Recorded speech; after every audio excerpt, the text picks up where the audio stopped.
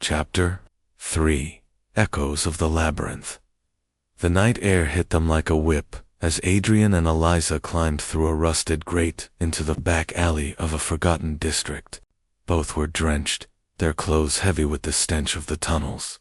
For a long moment, they simply breathed in the open air, grateful to have escaped the drowning chamber. But the reprieve was brief. From somewhere in the distance, a church bell struck 4 times. Each toll seemed heavier than the last, echoing in their bones. Adrian straightened, his mind already racing. He set the pace. Every chime marks another turn in his game. Eliza hugged her coat tighter. If that's true, then we're already running out of time. Back at the precinct, Commissioner Whitmore's fury erupted the moment Adrian stepped through the door. Enough, he roared, slamming his fist on the table. 2 bodies in less than a day, and you chase fairy tales in sewers. This city is on the brink of chaos. Adrian met his gaze calmly. Chaos will come faster if we ignore him, whoever he is. He's orchestrating this with precision. Every symbol, every word, it all points to a larger design. Whitmore's face darkened. Design. It's murder, Blackwood, and you. His eyes flicked to Eliza. You drag a girl into it like some twisted adventure. Eliza's cheeks flushed with anger, but Adrian lifted a hand to silence her. His voice was cold, deliberate. Call it what you like, Commissioner, but understand this.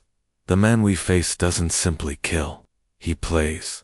And if we don't keep up, more innocents will die. For a moment, Whitmore faltered. Behind the bluster, there was fear. Then he turned away, muttering, "You have until dawn. Fail, and I pull you off the case." In Adrian's study once more, the map of Boston lay open under the flickering lamp. He marked the place where they had nearly drowned. Eliza, seated across from him, leafed again through Harlan's journal. "Look here," she said, pointing to a margin note. "Vox in umbra lumen in labyrintho." Voice in shadow, light in the labyrinth. It matches what we saw on the wall. Adrian's brow furrowed. Then Harlan knew about the tunnels. He must have walked these paths himself. Eliza hesitated. But why leave clues and riddles? Why not write plainly? Adrian's eyes hardened. Because he wasn't just recording, he was warning. He knew someone would follow. Perhaps. He knew this man long before we did. A knock shattered the silence.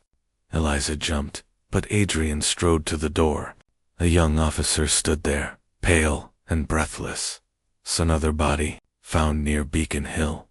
The crime scene was grim. A banker, wealthy by his clothes, lay sprawled on the cobblestones. No signs of robbery, no struggle, just the same ritual carving on his chest. This time, the word was different again. Clavis, the key. Eliza whispered the translation, her voice shaking. First darkness, then the game, now the key. He's building a sequence. Adrian's gaze swept the on the wall above the body. Faint chalk lines formed the outline of a labyrinth. At its center, a circle. Within the circle, a mark Adrian recognized instantly. Harlan's personal seal. Adrian's heart clenched. Harlan isn't only a victim, he's part of the riddle itself. A sudden rustle in the shadows snapped his attention. Lantern light caught a scrap of black fabric disappearing around the corner. Adrian sprinted, Eliza close behind, their boots pounding the cobblestones. The chase wound through narrow alleys, past shuttered shops and silent windows. The figure was swift, almost ghost-like, but Adrian gained ground. At last, in a dead-end courtyard, he cornered him.